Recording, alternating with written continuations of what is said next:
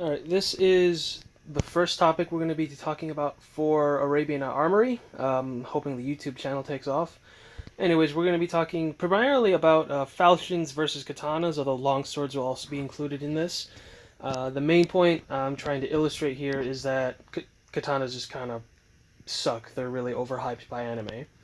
Alright, so when comparing swords, there's always people that say, like, well, there's thousands of different examples of each kind of sword, and you can't make broad statements. And certainly, that's true. You can't say all swords that are long swords weigh X amount or have X length or whatever, because there's going to be variation.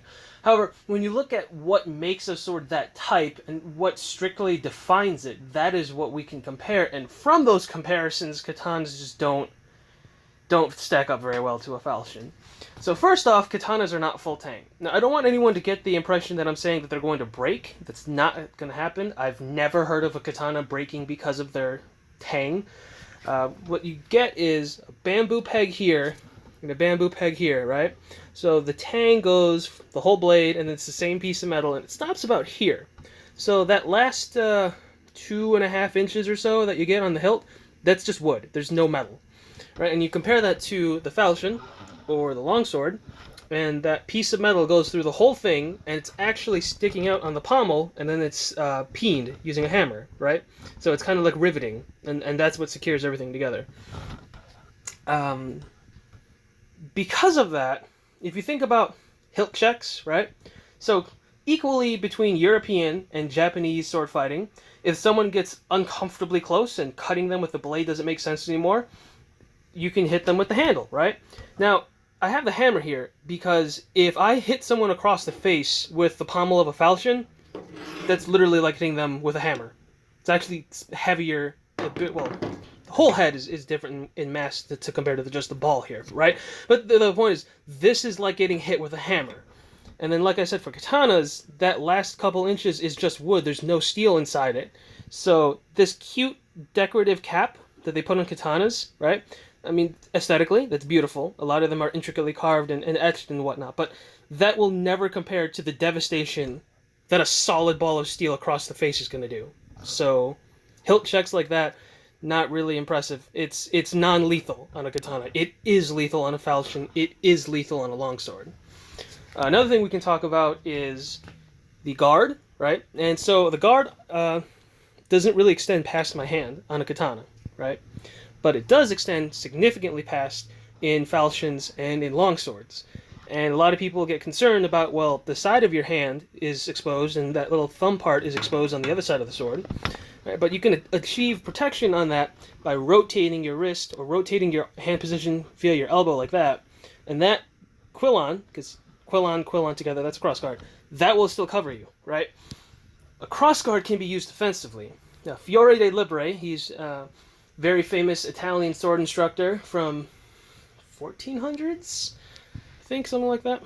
So he talks about how he took a quillon when somebody challenged him to a duel. He punched that person in the mouth, and the quillon knocked out 2 or 3 of their teeth. So right there, that's an example of very powerful blows that you can land using a crossguard. You can't do that with a katana because it doesn't extend past your hand. Another thing you can do, German fighting manuals talk about using the crossguard and shoving it into someone's eye. So if you look at how long that is, right, that's maybe 4 inches? So going through the eye into the brain is definitely possible using a crossguard, right? That's a killing blow. If you did hit with, like, the rim of the guard on a katana, that's not a death blow. That's uncomfortable, but again, like we talked about with hitting with a pommel versus a wooden stick with a little cute cap on it. Lethal, not lethal. And then we talk about length. So a lot of times people talk about how katanas are essentially bastard swords, and bastard sword is a modern term. I don't want anyone to think it's historical. But certainly terms like bastard sword versus hand-and-a-half sword versus traditional longsword, they are words that allow you to communicate a specific nature, right? So what I mean by a bastard sword, or whatever, is it's got a handle that seems appropriate for 2 hands. This is definitely accommodating to 2 hands. But the blade length is short compared to a dedicated 2-handed weapon. So if you compare the falchion and the longsword to the katana. The katana here is about 4-ish inches shorter than either of the other weapons. That's a bit easier to tell when I put them closer. Okay. So, the falchion has a reach advantage, it has a lethality advantage in the guard, it has a lethality advantage in the pommel, and the other thing that I'm trying to get rid of for misconceptions on swords is that katanas are super magical, supreme lightsabers when it comes to cutting. So when you look at the thickness of a spine, the spine of katana, a real one, not a goofy anime convention display sword, it's very thick. And it does taper, but the taper is subtle, right? Compare that to the spine on the falchion. The falchion still has a substantial spine, but it is noticeably thinner. And it does taper. Now, because it has a stiffer spine, katanas are going to be stiffer blades. Combine that with how they're differentially hardened. So the core and then the spine are a bit softer than the edge, which is very hard. And that's what gives the katana the curve. The hamon line, which you can barely see because I've been using this sword to hell for years. The hamon line is that wavy effect that you get across the blade, and that happens in the hardening process for traditional katanas. And I'm going to tell you, as much fun as I had with this, the falchion will cut better. The falchion does cut better, like, noticeably. And a lot of people are, like, just... they have cognitive dissonance that just doesn't let them accept that, right? And I'm trying to tell y'all, like, Samurai Jack was an awesome cartoon, but this isn't a lightsaber, right? Physics and engineering are not matters of opinion, and engineering and physics are in favor of this.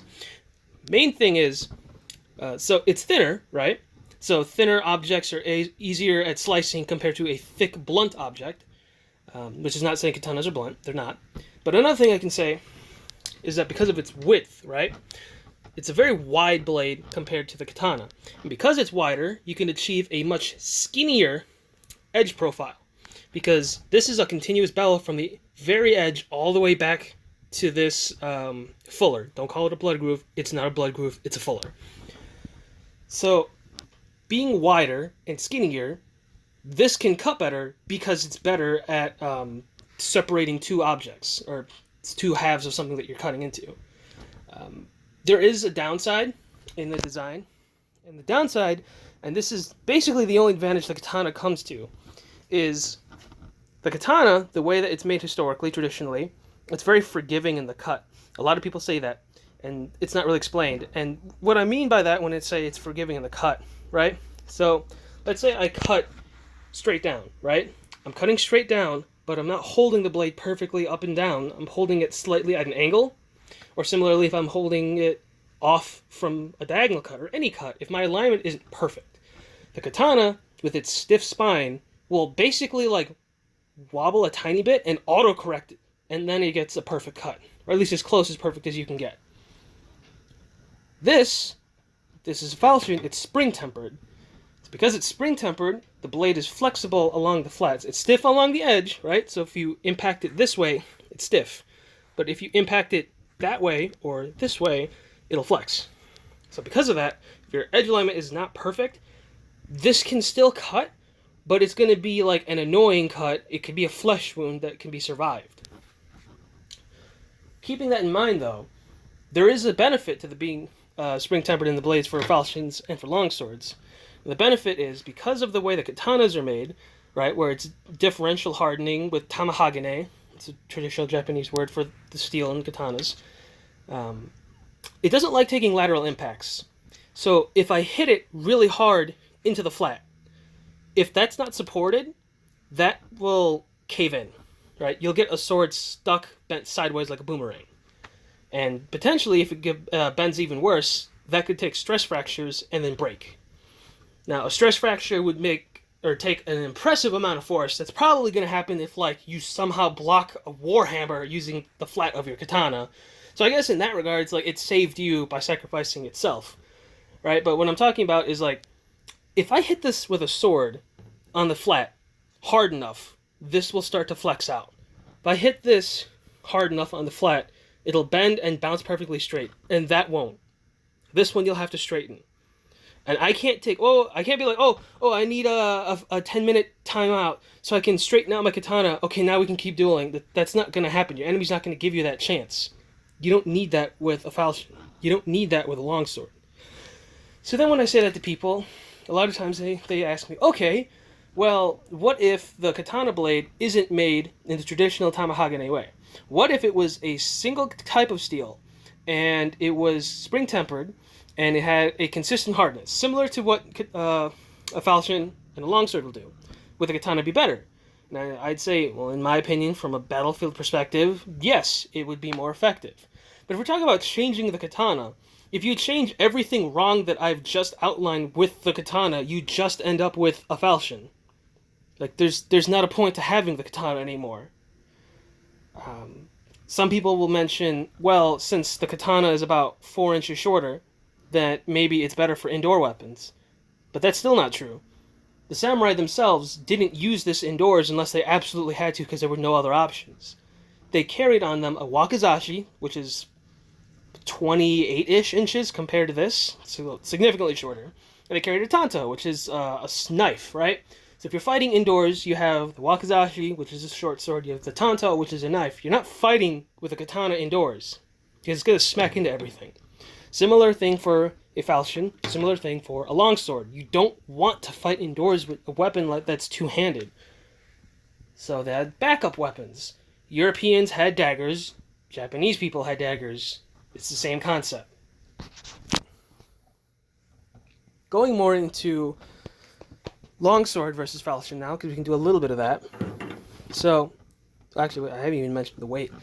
One last thing, katanas are not like wind-enchanted, ultra-lightweight things, okay? This is roughly 2.5 pounds. This is roughly 3.5 pounds. So a lot of people are like, well, the katana's so light.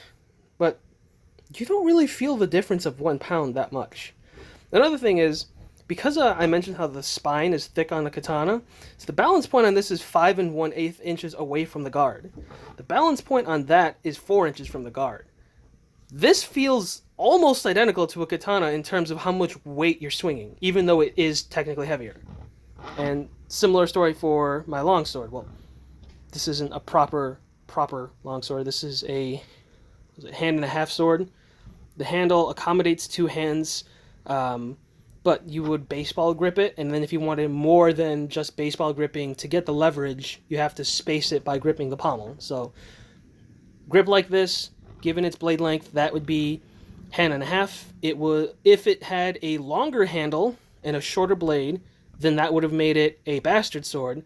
And then a regular proportioned longsword keeps the blade length that this has, and then gives the handle a little bit more. Just keeping the terminology consistent here.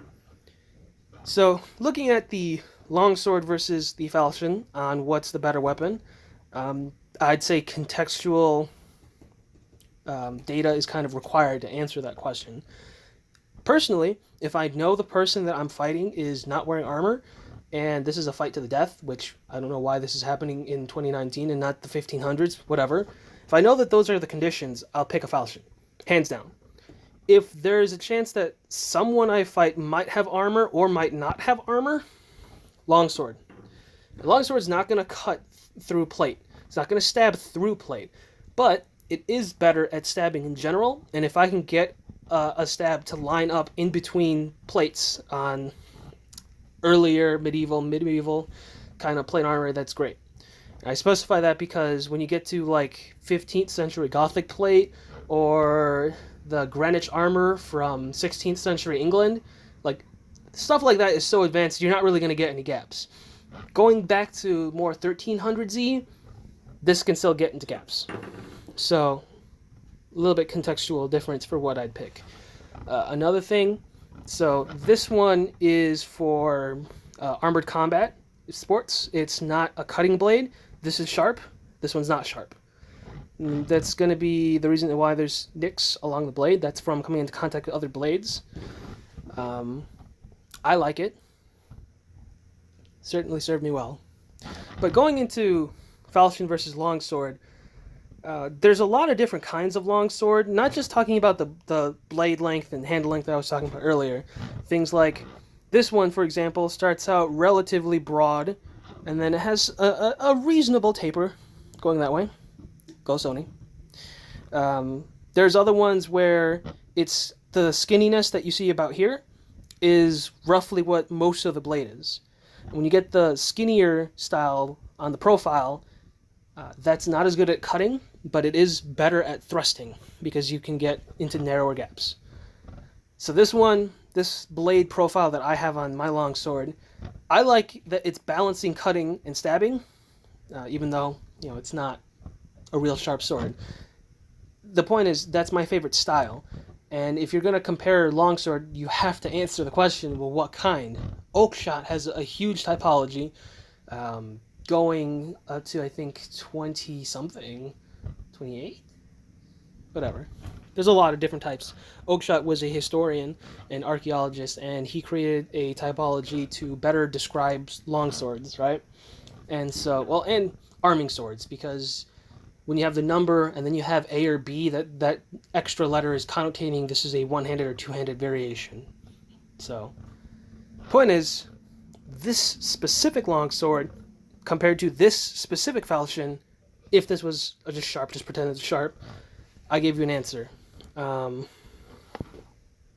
Compared to a katana, if I had all three of these as options, and you asked me what situation I'd pick a katana, the answer's probably none.